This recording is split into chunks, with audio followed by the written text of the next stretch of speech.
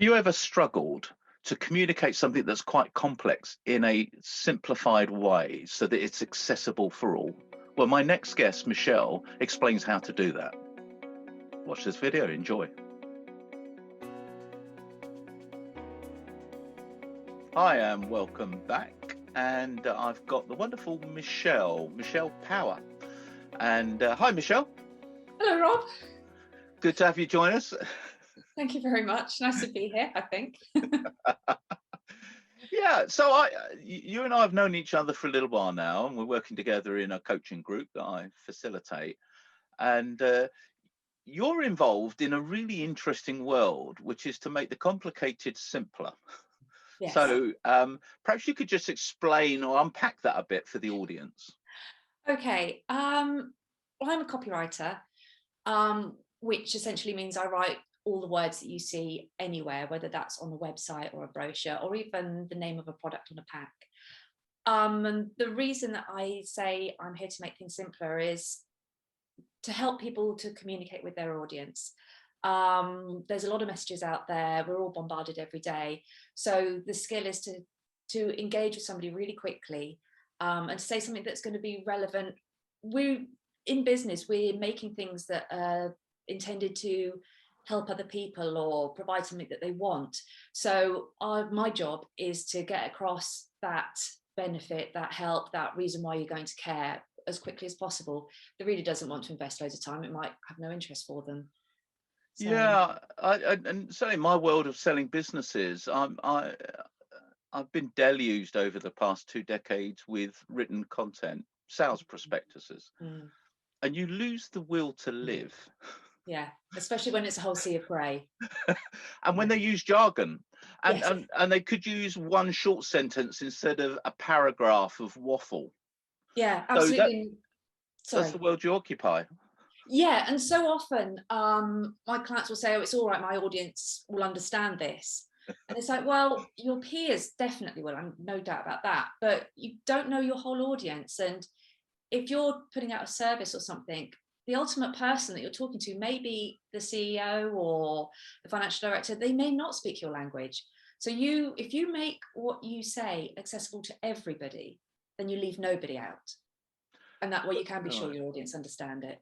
So why would someone want to bother? So think about websites, because that's the shop window, isn't it, for most businesses? Absolutely. Why bother getting a compelling and simplified message to their audience then? Perhaps you could Yeah, just good expand on that. question. Well, firstly, how often have you clicked on a website and they say it's 7 seconds? I think it's less than that now, and hopped away straight away because you didn't see what you wanted instantly. And you're flicking through Google and jumping down looking for something. Mm. So rather than a website saying when they were established, put straight up front why they're here. Why do I care as the reader? What's in it for me? I mean, that's the Mm. ultimate test anybody communicating needs to keep asking is, for the reader, what's in it for me? Why do I care? So if you can tell me straight up front, yeah, I've got a much better chance that the reader will read on and then discover more about you and why you're great and why you're different to your competition. So it has to be super quick. So are you alluding to the fact that in today's society, then we just don't have time to read things Yes. And not that we, sufficiently? yes, not that we've all become goldfishes, but there's, although the reading time is seconds. There's just an awful lot of stuff out there. If you're looking for something, you're probably going to check a few things.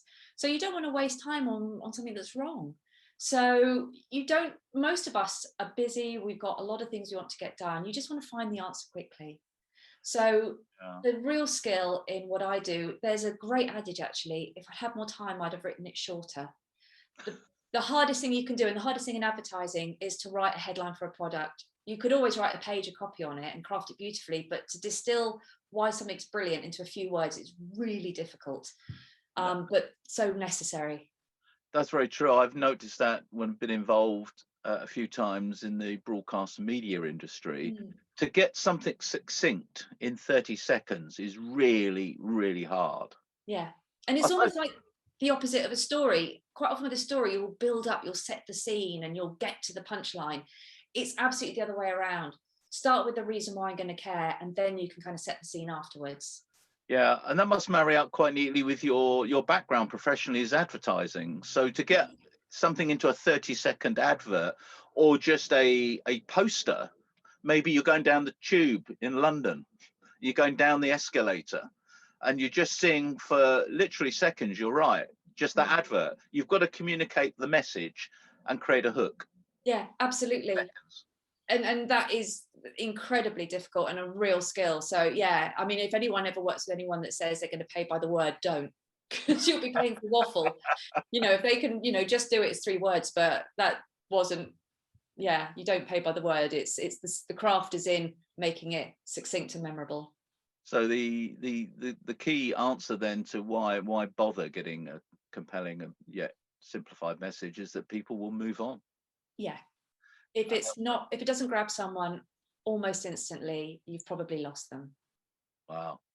I think that's a sad indictment of the information technology age that we all occupy.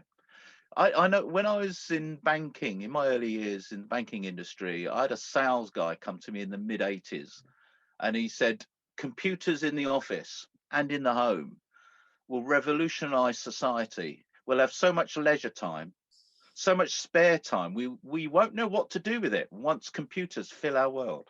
Yeah, haven't they filled our world?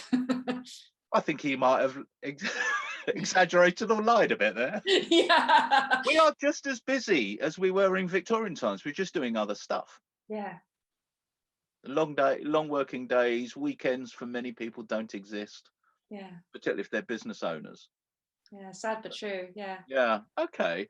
So what do you find? Because this is the area that you specialize and you've niched into, which is to help people simplify their messaging, particularly on websites, but not exclusively. Yes. What do you find are the most common mistakes or errors, so from a website perspective, that you come across? Okay.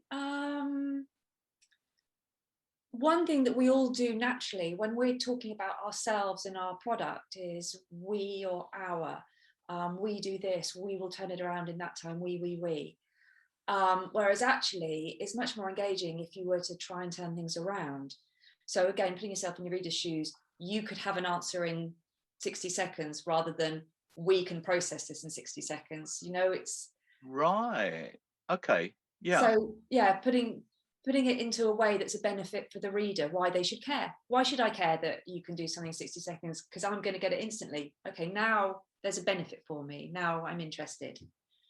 I know there'll be people from the sales industry watching this that in their world they'll say you could it's the old features and benefits. So it does this and this, whatever the thing is. And the best way to turn that into a benefit for the person opposite you is which means that. Use the expression which means that. Otherwise it's just a list of features, isn't it? Yeah. And it all adds up to what? Good for you. Yeah, we've been around since 1912. Yeah. So Great. what? So what? Which means that we have a long history. Yes, we established the rules that other people work to. We led the way. We're still here because we innovate. There's a whole bunch of reasons why that's relevant. Yeah. No, I get that. It's concentrating on the you rather than the we. Yeah, and it's difficult because you are talking about all the things that you do. So you need to catch yourself, and we all do it from time to time. But go, hold on, what's the real point of that comment? You have 36,000 springs in a mattress. Good for you. We will support you like you've never been supported before, and you'll get the best night's sleep you've ever had. Now I care. Yeah. The best 149 quid I spent was on a half-day course that they were called Bitesized Chunks. I don't think they're going anymore, but it was about how to write a compelling proposal, because you can have all these coffee chats, can't you, with people, prospects, but that half day, that 149 quid, I got my current proposal form and I revamped it with the knowledge that I picked up in that half day. It was transformative. And it's exactly what you've said. It was changing it from the we to what it does for them. Yeah. It was so it was all about them in my proposal. Yeah, perfect. And it improved my conversion rate significantly just by changing the wording. Yeah, isn't that interesting? Such a Yeah. simple thing to do, and possibly without being told it, wouldn't have realised. So yeah, Yeah. valuable lesson. Well done Yeah. for acting on it as well. That's good value for money, that one. Yeah, no kidding. Any other common mistakes that come to mind immediately for you that people make? I think with simplifying things, an important thing is to make life easy for people. So, it goes back to the whole we're time short thing. Just make everything as easy as you can for your customer. So if you've told them a great fact and you think they might want to find out more, give them an opportunity to just find out more, or show your phone number prominently. Just make it easy for them to get in touch. If they have to go searching for it, it might be like, oh, do you know what? I was interested, but yeah, I'm having to search now. It's put me right off. Yeah. Was it making it easy for people to buy from you? Yeah, or to do whatever it is you want to do, to sign up to a newsletter or anything, but just keep looking for any hurdles. If they have to do 2 clicks, that's a bit of a pain. All right, it's not the end of the world, but if they didn't have to do any, how much simpler? So and that's the same with most of our products. We're here to try and sell things to people that will improve their lives. So get away from the barriers, just make life a bit easier. I love that. So one more tip that frustrates me personally as a customer is when I go onto a website and I go onto the About Us page, because I want to find out about the people behind the business, and all they do is a rehashed version of the homepage. I have no idea who they are, what they do, who are the personalities, who will I be working with. So just as a personal bugbear, if you're going to do an About Us, make it about you. Very good. Yeah, love that. And also do make sure that your blogs page has more recent articles than 2011 for a digital marketing company. But I think it's about, the same could be said for all of us, isn't it? It's like a plumber. Yep. It's fixing other people's houses, but and they're usually really tired when they get back home and they don't want to do it back. Cobbler's shoes. Yeah, definitely. That's a really good tip. Thank you, Michelle. What's the average reading age in this country? Do you know? Well, I don't know the average reading age, but I do. The UK government website is really well written, and they're quite a good benchmark to work against. And they write for a 9-year-old. Their reading age is for a 9-year-old. The government. And it's not because there's a suggestion that people have a low learning or aren't intelligent or whatever. It's just that way you can guarantee that pretty much everybody reading it will understand what you're saying. You won't lose anyone. Right. So it's about being inclusive then, and Definitely. not assuming that people understand what you're trying to communicate in the phraseology that you're familiar with.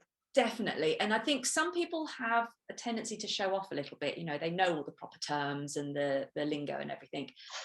And actually, there was a research paper done in Princeton. I can't remember the name of the guy, but he was looking at does longer, more complicated language impress people? And he got a research paper and he stripped out all the words that were longer than 9 letters and replaced them with shorter words. And he put them in front of his students and he was asking them, they didn't understand or know the real point of the exercise, but to grade the intelligence of the author from what they were reading. Right. How intelligent was the author? How well did they know their topic? And it was the same content, but written in 2 different ways. And the students that had the far simpler language with all the long words stripped out, all the jargon stripped out, thought that the author was way more intelligent and knew their subject better. So yeah, if you try and impress people with long words, you'll do the opposite. Well, of course, that resonates with the Einstein quote then, doesn't it? Yes. That you really, well, if you really know your topic, if you can't make it, if you can't simplify it, you don't know your subject enough. And maybe we hide behind fancy words to hide the fact that we don't know enough about the topic we're talking about. Yeah, and I mean, who can argue with Einstein? The man's genius. Came up with a formula that the whole world remembers. So, and there were only there were only a few characters, weren't they, in that very simplified equation? I know that science has some very complicated equations, But Yeah. yeah, but my 8-year-old daughters, my twin daughters, say they know what the answer to life, the universe, and everything is. It's 42. The For any Hitchhiker's Hitchhiker's Guide. Guide to the Galaxy. I Okay, out there. love that your 8-year-old twins know about that. It's brilliant. Yeah, I showed it to them on YouTube with the computer that knows everything. When it's 42. But yes, he did simplify it, didn't he? And Yeah. I thought, so we want to simplify our message. And it's interesting that the UK government is aiming at a reading age of a 9-year-old, and I think there's been studies done on Donald Trump. Loathe him or like him, I'll bet. he simplified language. It may be the substance of what he's saying is disputable sometimes, but using very simplistic language, lots of superlatives, but it got him elected of the world's arguably the most powerful country. Yeah. So And he had a very simple message which he kept driving home, which yeah, again is another thing. People kind of feel that they shouldn't repeat the same message. There's no harm in it, because people won't have all seen it the first time you said it. And yeah. equally, if you're going to keep saying the same message, maybe in different ways, it reinforces the point. And I'm a great one for consistency. I really do like things to always be the same throughout. So if you're going to say a product has this benefit, then give it that benefit every time you talk about it. It just kind of helps me to remember it. So yeah, a simple message said repeatedly is no bad thing. I think I really agree with you there, because it goes back to a point you made a moment ago, which is we are deluged with information in the 21st century. Yeah. And we do need things repeated, because none of us have got a perfect memory. But also there's a lot of noise out there, and it's quite hard to separate for yourself the wheat from the chaff, isn't it? The noise from the things that you do want to hear and would be beneficial to you as the person absorbing that information or reading whatever. It's hard actually for people to get above the noise. I was given a great analogy when I did my advertising degree, and it was imagine that a message is a ball. If I throw one message at you, one tennis ball, you're very likely to catch it. If I give you two messages, two tennis balls, you'll probably catch both of them. If I throw 5 or 7 at you, you'll probably catch nothing. Yeah. And it's the same with messages. You give me too much, I'll walk away with nothing. And where do you usually start with a new client then? Presumably there's a process or a system that you follow that's worked well for you. What's the starting point? Starting point is a conversation, first of all, just to make sure we're a fit, because when you work with a writer, it is quite a personal relationship. You do need to get on, and there needs to be a relationship.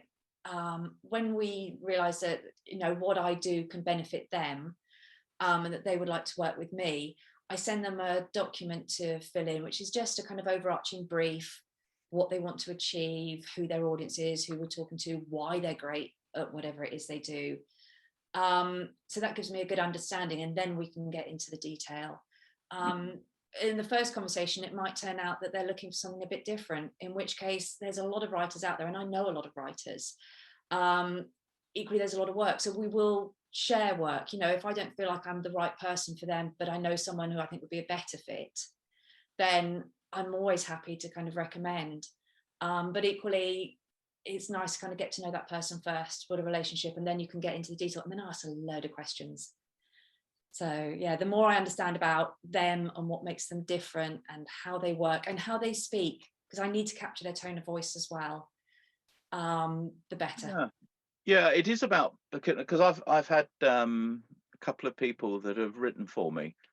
A couple of people have written for me, and it's getting your voice, isn't it? Yeah, very much. That's not easy. No, and that, for me, one of the best ways of achieving that is through conversation, because also people will write down that they have a particular tone of voice, but then when they speak, it doesn't always match. And I think if it's particularly a smaller company, it's always nice that you do capture the voice of the person that the customer will be working with. I met a great counselor, mentor, coach, And he has a very distinctive tone of voice, and his website didn't really reflect that. And in a way, I thought he was missing a trick. His website felt quite bland, whereas he actually had a lot of character. Right. So I thought it would be good to bring that in, because that's one of the ultimate personal relationships, is with a coach. So if you got a bit more of a flavor of him from his website, I think that would encourage a lot of people, and possibly discourage some that were never going to be a good fit. Yeah, and of course it's also a question of being authentic, isn't it, in your messaging? It's having the real you show out. You're not. I did learn in 40 years of sales. I very quickly learned all those years ago that not everyone's going to buy what you have on offer. Yeah, not everyone's going to be the right fit.